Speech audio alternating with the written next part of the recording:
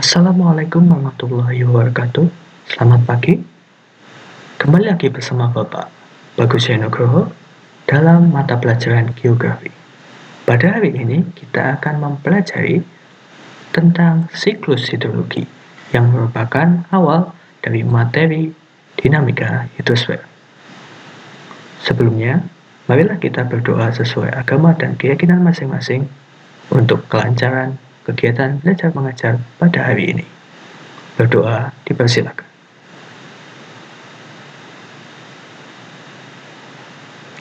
Berdoa dicukupkan.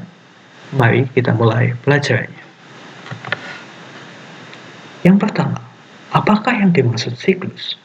Siklus merupakan daur atau perputaran atau pengulangan yang terjadi secara terus-menerus tanpa ada putusnya dari awal hingga akhir dan berulang kembali ke awal. Lalu, apakah yang dimaksud dengan hidrologi? Hydro artinya air, atau dalam bahasa Inggris disebut water, dan logos yang berarti ilmu atau knowledge. Kita akan mempelajari apakah yang dimaksud dengan siklus hidrologi. Ada beberapa istilah mengenai siklus hidrologi itu sendiri. Yang pertama adalah evaporasi, kemudian transpirasi, sublimasi, adveksi, kondensasi, presipitasi, runoff, dan infiltrasi atau perkolasi. Yang pertama adalah evaporasi. Pengertiannya merupakan penguapan atau peristiwa berubahnya air menjadi uap air yang ada di permukaan bumi karena adanya energi matahari yang naik ke lapisan atmosfer. Penguapan dari permukaan air sangat tergantung pada suhu air dan suhu udara di atasnya. Suhu air mempengaruhi laju penguapan air. Suhu udara di atasnya mempengaruhi kecepatan pergerakan atau perpindahan uap air di atmosfer. Berikutnya transpirasi.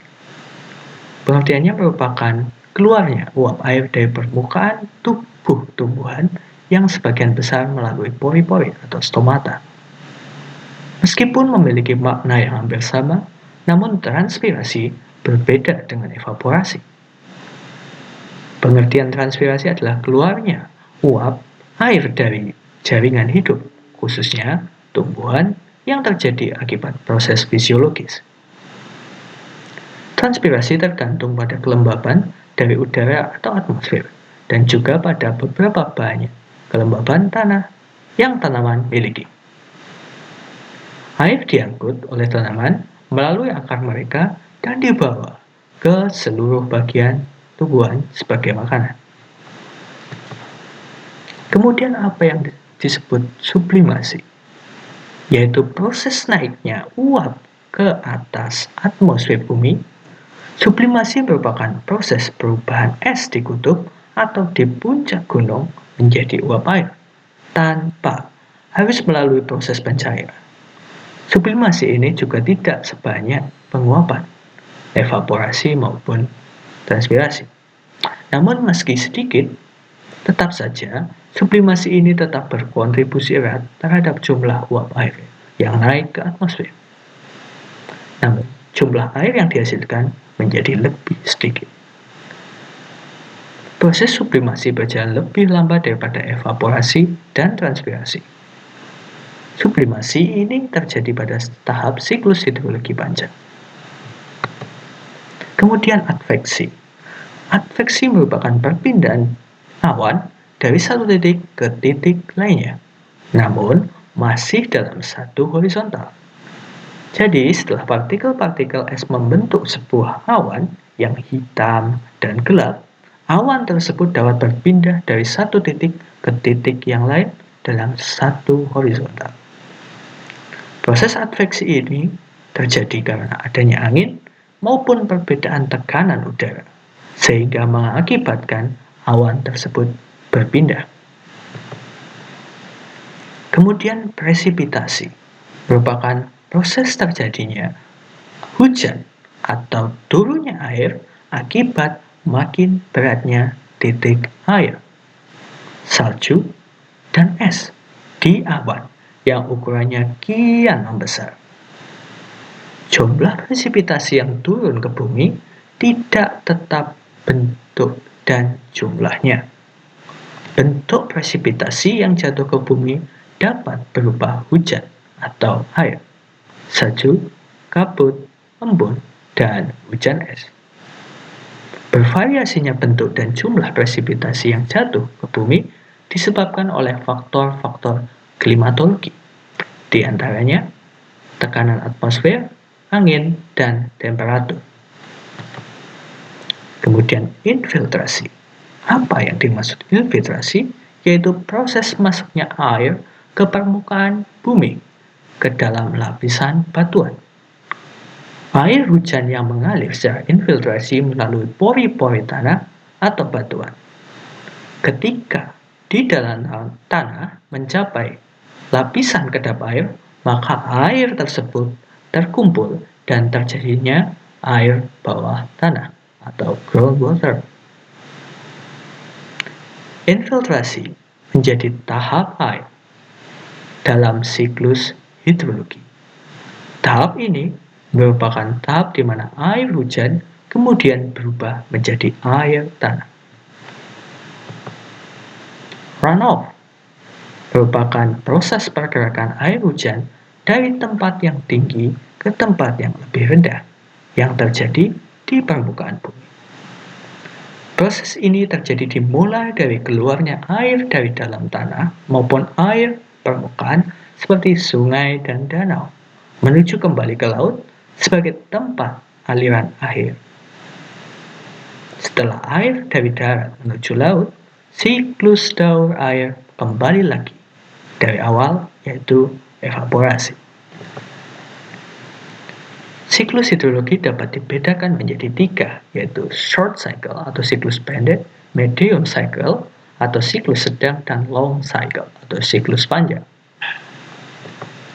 Siklus pendek, prosesnya dimulai dari air laut, mengalami proses penguapan dan berubah menjadi uap air akibat adanya panas matahari. Uap air akan mengalami kondensasi dan membentuk awan. Awan yang terbentuk akan menjadi hujan di permukaan laut dan kembali lagi ke awan. Siklus medium atau siklus sedang. Air laut mengalami proses evaporasi dan berubah menjadi uap air akibat adanya panas matahari. Uap air mengalami adveksi karena angin sehingga bergerak menuju daratan. Di atmosfer daratan, uap air membentuk awan dan berubah menjadi hujan. Air hujan di permukaan daratan akan mengalami runoff menuju sungai dan kembalilah ke laut.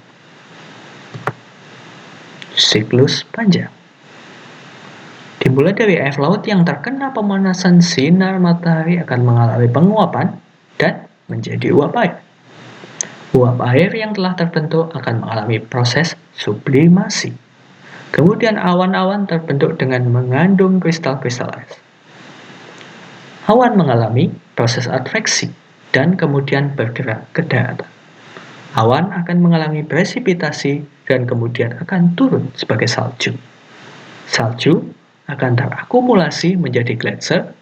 Gletser tersebut akan mencair karena adanya pengaruh suhu udara dan membentuklah aliran sungai. Air yang berasal dari gletser tadi akan mengalir di sungai tersebut yang kemudian kembali ke laut dan kembali lagi ke proses awan. Sekian materi yang dapat saya sampaikan. Kita dapat simpulkan bahwa daur air atau siklus hidrologi merupakan proses yang sangat panjang dan memiliki berbagai macam kriteria khusus dari berbagai istilah, mulai dari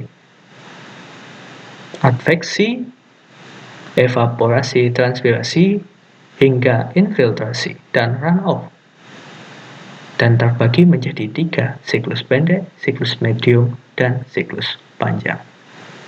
Sekian dari Bapak. Ada kurang lebihnya mohon maaf. Wabillahi taufiq wal hidayah. Wassalamualaikum warahmatullahi wabarakatuh. Kita bertemu di pertemuan selanjutnya. Sampai jumpa.